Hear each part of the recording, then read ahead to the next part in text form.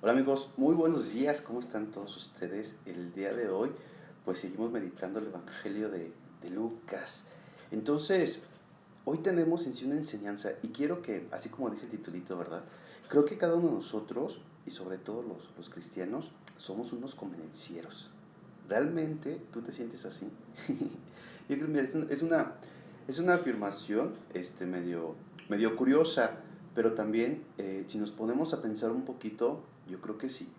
Creo que nosotros como cristianos siempre vamos buscando que Jesús, Dios, nos haga el milagrito. Buscamos milagros, buscamos incluso negociar las famosas mandas. Señor o Santísima Virgen, intercede por mí, yo te prometo esto. Entonces hemos utilizado justamente esta cuestión de los milagros como ese trueque, ¿no? Tú me haces este milagrito y yo te lo recompenso con esta otra cosa, una acción, una manda. Y el Evangelio del día de hoy, justamente Jesús empieza a poner en práctica este sentido. O sea, lo importante que en el pasaje donde lee la parte de Isaías y es inicio o la inauguración de su ministerio, de ir a curar a los enfermos y todas estas cuestiones, pues justamente se hacen palpables en este sentido. Pero los milagros también tienen una finalidad, y la finalidad no es solamente el buscar nuestro bien. Por eso digo, nosotros hemos llegado incluso a ser convenencieros con Dios, convenencieros con Cristo. Pero no, los milagros tienen una finalidad, porque en cierto sentido el ser humano necesita también de esos elementos físicos para poder demostrar incluso la divinidad, ¿no? O sea, que se demuestre la divinidad y se haga presente. Entonces, en Cristo, justamente este sentido, y también utiliza para esto, para demostrar quién es Jesús, quién es Dios, pero no solamente se queda en esas cuestiones, va todavía más a lo profundo. ¿Por qué? Porque el milagro tiene una finalidad, que es suscitar la fe, creer realmente en el mensaje. Entonces la gente y muchas de las personas que seguían a Cristo lo seguían justamente por los milagros, porque hacía milagros, porque curaba, porque hacía cosas fantásticas, pero también tenía muy de fondo el que creyeran en Él, el que tuvieran la fe en Él. Entonces nosotros, cuando hablamos de los milagros, a lo mejor ya tenemos sí la fe y le pedimos que nos hagan y que Dios nos haga ese milagro, pero nuestra fe tiene que ir creciendo.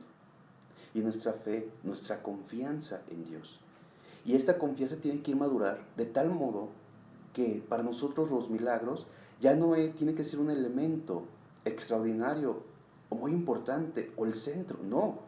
Nuestra fe tiene que ir madurando para llegar el momento de confiar plenamente en Dios.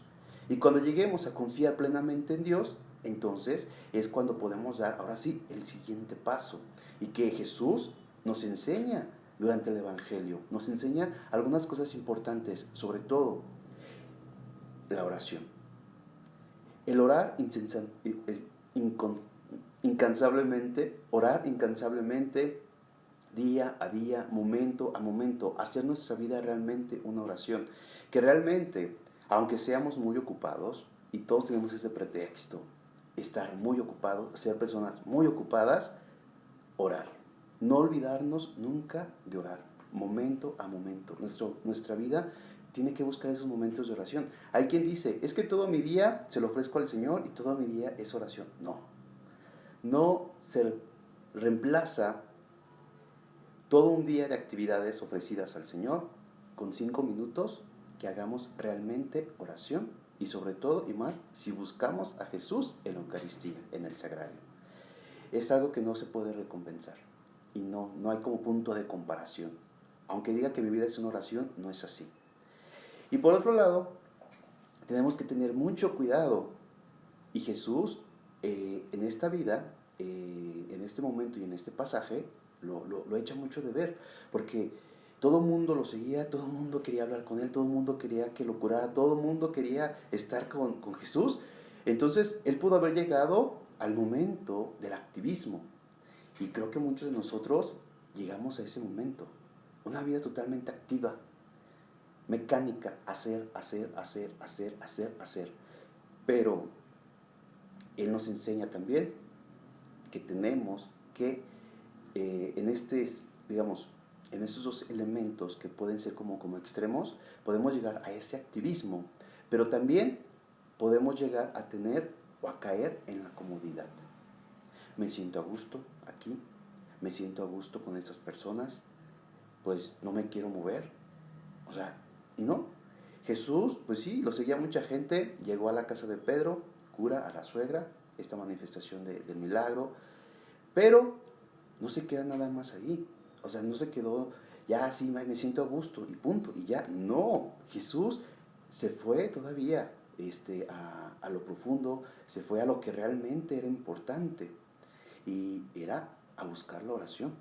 Después de tanto trabajo, no se acomodó, no cayó en el extremo del trabajo, y llegó el momento de la paz con la oración. ¿Y esto a qué nos debe de entender, o a qué nos debe de llevar a nosotros? Nos debe de llevar justamente, ¿sí?, a la fidelidad, a la felicidad, al momento culmen y pleno de nuestra vida. Jesús y este ejemplo y todo lo que hemos visto durante este momento nos debe llevar justamente a la felicidad plena. Y esta felicidad plena pues es solamente siguiendo los pasos de Cristo.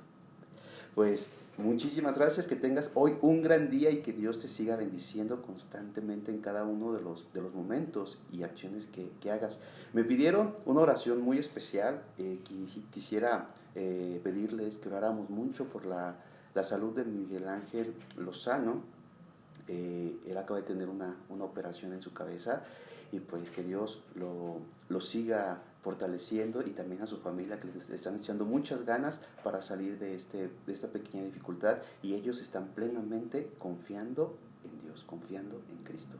Pues mi bendición para ti, Miguel, para tu familia y también para todos ustedes, y que la bendición de Dios Todopoderoso, Padre, Hijo y Espíritu Santo, descienda sobre ustedes, sus familias, y los acompañe para siempre. Amén. Hasta la próxima.